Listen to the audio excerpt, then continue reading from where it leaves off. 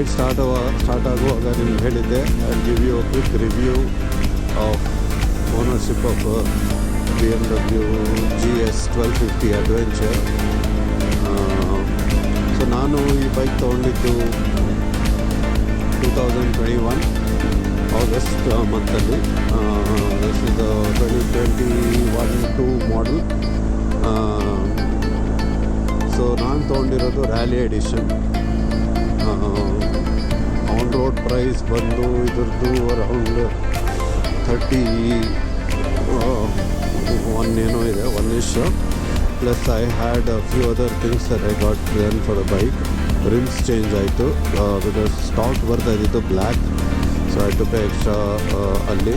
And then I went for the comfort seat option because ಈ ಮಾಡೆಲ್ಗೆ rally seat, flat seat ಬರುತ್ತೆ. So I went both for comfort pillion and rider seat. Actually ಇದಕ್ಕೆ heated seats ಎಲ್ಲ ಬರಬೇಕು. International ಮಾಡೆಲ್ಸಲ್ಲಿದೆ, ಇಂಡಿಯಲ್ಲಿ ಅದು ಯಾಕೋ ಕೊಡಲ್ಲ, ಇವೊಂದು ಅದೇ charge more.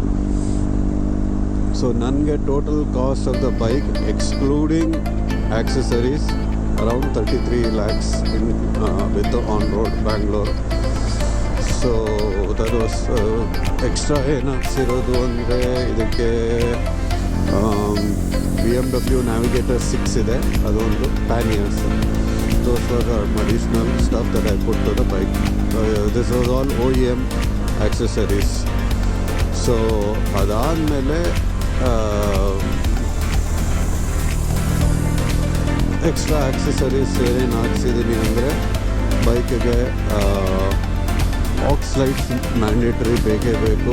Because I do lot of riding and night ಆಗುತ್ತೆ, ಅರ್ಲಿ ಮಾರ್ನಿಂಗ್ಸ್ ಆಗುತ್ತೆ. So I needed. So Baja XL80 ಹಾಕ್ಸಿದ್ದೀನಿ, ಅದೊಂದು 1,08,000 10,000 ಅಂತ ಇಟ್ಕೊಳ್ಳಿ.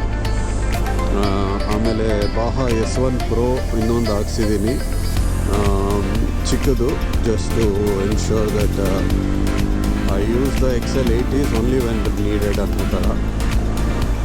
ದೋಸ್ are on the lighting stuff.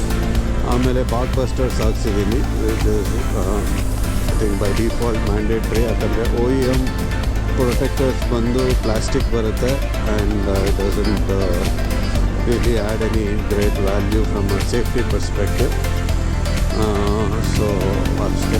ಅದು ಬಿಟ್ಟರೆ ಆಕ್ರಾ ಎಕ್ಸಾಸ್ಟ್ ಹಾಕ್ಸಿದ್ದು ರೀಸೆಂಟಾಗೆ slip on Akrapovic exhaust, full titanium exhaust and mufflers ತೆಗೆದಿದ್ದೀನಿ. So beautiful sound and amazing to ride. ಸ್ವಲ್ಪ ಪವರ್ ಇನ್ಕ್ರೀಸ್ ಆಗುತ್ತೆ. ನಾನು ಏರ್ ಫಿಲ್ಟರ್ ಚೇಂಜ್ ಮಾಡಿಲ್ಲ, ಮಾಡಬೇಕು, ಅದು ಮಾಡಿದ್ರೆ ಇದಾಗುತ್ತೆ. So those are all the stuff that has got added on to the bike. ಅದು ಬಿಟ್ಟರೆ ಕ್ವಾಡ್ ಲಾಕ್ದು ಮೊಬೈಲ್ ಮೌಂಟ್ ವೈರ್ಲೆಸ್ ಚಾರ್ಜರ್ ಎಲ್ಲ ಇದೆ and it's connected to the BMW aux USB outlet ಇದೆ ಅಲ್ಲಿ. So it is connected to that. So ಅದಷ್ಟು ಎಲ್ಲ on the bike. So ನಾವು 2021 ತೊಗೊಂಡಿರೋದು ಬೈಕು ಆಲ್ರೆಡಿ 46,000 ಚೇಂಜ್ ಓಡಿದೆ kilometres. So maintenance, so BMW recommend ಮಾಡೋದು every 10,000 kilometres you need to get the service done. So basic ಸರ್ವಿಸಲ್ಲಿ what they do is they will change oil, engine oil, shaft oil ಬರುತ್ತೆ ಇದಕ್ಕೆ, ಯಾಕಂದರೆ chain ಇಲ್ಲ, ಇದಕ್ಕೆ shaft ಬರುತ್ತೆ. So engine oil and shaft oil ಎರಡೂ change ಆಗುತ್ತೆ. And regular software updates, ಆಮೇಲೆ ಫ್ಲೂಯಿಡ್ಸ್ ಎಲ್ಲ ಚೆಕ್ ಮಾಡ್ತಾರೆ. ಇದ್ದಾರೆ brake fluid or hydraulic clutch ಬರೋದು ಇದಕ್ಕೆ. ಸೊ ಅದಕ್ಕೆಲ್ಲ ಎನಿ ಫ್ಲೂಯಿಡ್ಸ್ ಇದಾಗಿದೆ they'll refill it and give the bike. So basic ಇದಿಷ್ಟು ಮಾಡೋಕ್ಕೆ and labour charges BMW JSP or Tusker will charge anywhere between 12,000 to 15,000 based on how many hours they spent on the bike ಅನ್ನೋ ಥರ. So 15,000 ಅಂತ ಇಟ್ಕೊಳ್ಳಿ basic charges. And ನೀವು spark plugs change ಮಾಡಬೇಕಾಗುತ್ತೆ. Advisable O E M spark plugs use ಮಾಡಿದ್ರೆ every 10,000 kilometres change ಮಾಡಬೇಕು. So that is one cost. It's not too much. ಅದೆಲ್ಲ ಸೇರಿದ್ರೆ 15,000-18,000 ಒಳಗಡೆ ಬೀಳುತ್ತೆ. ನಾವು what added cost will make your bill very high is brake pads. ನೀವು BMW ಇಂದನೇ ಇದಕ್ಕೆ Brembo breaks ಬರೋದು. ಸೊ ನೀವು ಬ್ರೆಂಬೋ ಬ್ರೇಕ್ ಪ್ಯಾಡ್ಸ್ ಹಾಕಿದ್ರೆ it will be super expensive. Front set ಮತ್ತು ರಿಯರ್ ಸೆಟ್ ಚೇಂಜ್ ಮಾಡೋಕ್ಕೆ ಶೋರೂಮಲ್ಲಿ ಕೊಟ್ಟರೆ 30,000 ಆಗುತ್ತೆ, ಪ್ಲಸ್ ಅದೇ inclusive of taxes everything. So super expensive. Around 9,000 change one side of the break pad for the front tyre. So 2 callipers ಇರೋದ್ರಿಂದ ನಿಮಗೆ ಅಲ್ಲೇ 18,000-20,000 change ಅಲ್ಲೇ ಬಿತ್ತು. ಪ್ಲಸ್ ರಿಯರು ಪ್ಲಸ್ ಲೇಬರ್ ಚಾರ್ಜಸ್ ಎಲ್ಲ ಸೇರಿದ್ರೆ 30,000 is what these guys will charge you.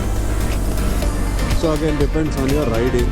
On an average these brake pads come for 10,000-15,000 kilometers, sometimes 15,000 kilometers based on how you ride.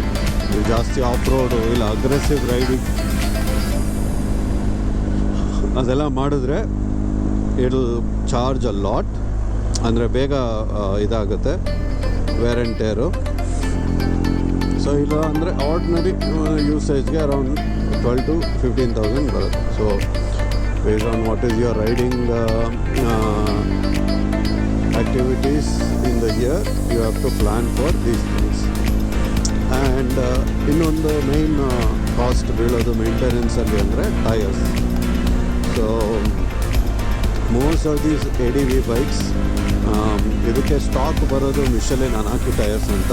Very good tyre. It's 80-20 tyre. ಅಂದರೆ 80% road ಕಂಡೀಷನ್ಸ್ಗೆ ಅದು it gives you a lot of grip and confidence. 20% for off roading activities. The tyre treads are ಆ ಥರ ಮಾಡಿರ್ತಾರೆ which can give you grip even if you do mild off roading ಎಲ್ಲ ಮಾಡಿದ್ರು it works good. So that tyre ನೀವು ಅದೇ normal riding ಎಲ್ಲ ಮಾಡಿದ್ರೆ will last for up to again 12,000-15,000 kilometres. ನೀವು ಸ್ವಲ್ಪ ಅಗ್ರೆಸಿವ್ ಮಾಡೋದು ಇಲ್ಲ ಆಫ್ ರೋಡಿಂಗ್ ಮಾಡಿ ಅಲ್ಲಿ ನೀವು ವೀಲ್ ಸ್ಪಿನ್ ಮಾಡಿ ಅದೆಲ್ಲ ಮಾಡೋದು. So aggressive riding will in which ways eat up the tyres much faster. So ನಿಮಗೆ 8,000-10,000 ಎಲ್ಲ ಬರುತ್ತೆ range. So you have to be extremely careful when you do off-roading and all of that. ತುಂಬ aggressive ಆಗಿ ಓಡಿಸೋದು, burnouts ಮಾಡೋದು ಅದೆಲ್ಲ ಮಾಡಿದ್ರೆ tyre ಹೋಗುತ್ತೆ. So if you are doing 10-12 say 15,000 kilometers or say 12,000 kilometers in a year, ನಿಮಗೆ break pads ಮತ್ತು tyres change ಮಾಡಬೇಕಾಗುತ್ತೆ. ಸೊ ಅದು ನಿಮಗೆ BMW ಅಲ್ಲೇ ಮಾಡ್ತೀನಿ ಅಂದರೆ ಅವ್ರು ಬ್ರೇಕ್ ಪ್ಯಾಡ್ಸ್ ಮಾತ್ರ ಮಾಡ್ತಾರೆ. ಟೈರೆಲ್ಲ you have to get it from outside and get it done. So BMW brake ಪ್ಯಾಡ್ಸ್ಗೆ ಅರೌಂಡ್ 30,000 ಚಾರ್ಜ್ ಮಾಡ್ತಾರೆ. Then tyres will cost you ಅನಾಕಿ ವಿಲ್ ಕಾಸ್ಟ್ ಯು ಅರೌಂಡ್ 46,000-47,000. ಅದು ಇದು ಡಿಪೆಂಡ್ಸ್ ಆನ್ ಇಂಪೋರ್ಟ್ ಚಾರ್ಜ್ ಹೇಗೆ ಏನು ಅದ್ರ ಮೇಲೆ ಡಿಪೆಂಡ್ ಆಗುತ್ತೆ. ಆಮೇಲೆ ಬೇರೆದು ನಾನು ಇವಾಗ ಪಿರೇಲಿ ರ್ಯಾಲಿ STR ಹಾಕಿರೋದು, ಸ್ಕಾರ್ಪಿಯನ್ ಟ್ರಯಲ್ 2 ಟೈರ್ಸ್ ಹಾಕ್ಸಿರೋದು ವಿಚ್ ಈಸ್ 90-10, 90% ರೋಡ್ 10% ಆಫ್ ರೋಡ್ ಥರ. So that cost me around 35,000 ಆ ಟೈಮಲ್ಲಿ. ನಾವು it could have been more. So it depends ನೀವು ಯಾವ ಥರ ಟೈರ್ ಹಾಕ್ಸ್ತೀರಾ. ಇಫ್ ಯು ಪುಟ್ 50-50 ಟೈರ್ಸ್ ನಿಮಗೆ and if you do a lot off road use ಆ ಟೈರ್ ಬೇಗ ಓವರ್ನೌಟ್ ಆಗುತ್ತೆ. ಸೊ ವರ್ಷಕ್ಕೆ ಒಂದು 50,000 ಟೈರ್ಗೆ ಅಂತ ಇಟ್ಕೋಬೇಕು, front and back fitting charges ಎಲ್ಲ ಸೇರಿದ್ರೆ. ಪ್ಲಸ್ ನೀವು ಬೇರೆ ಬ್ರೇಕ್ ಪ್ಯಾಡ್ಸ್ ಹಾಕ್ಬೋದು. ಸೊ ಅದೊಂದು ಅಟ್ಲೀಸ್ಟ್ ನಿಮಗೆ ಬೇರೆ ಹಾಕಿ ಇದು ಮಾಡಿದ್ರೂ ಒಂದು ಮಿನಿಮಮ್ 20,000 ಬ್ರೇಕ್ ಪ್ಯಾಡ್ಸ್ಗೆ. So 50,000 plus 20,000, 70,000 you need to keep just for your brake pads and tires. That is for your maintenance in a year apart from the service charges. So 15,000 service charge, $20,000 brake pad.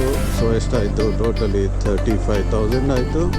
35,000 plus another 50,000. So 85,000 ನಿಮಗೆ ಬೇಕು. And any other consumables ಅದೆಲ್ಲ. So ರಫ್ಲಿ 1 ಲಕ್ಷ ಒಂದು ವರ್ಷಕ್ಕೆ maintenance.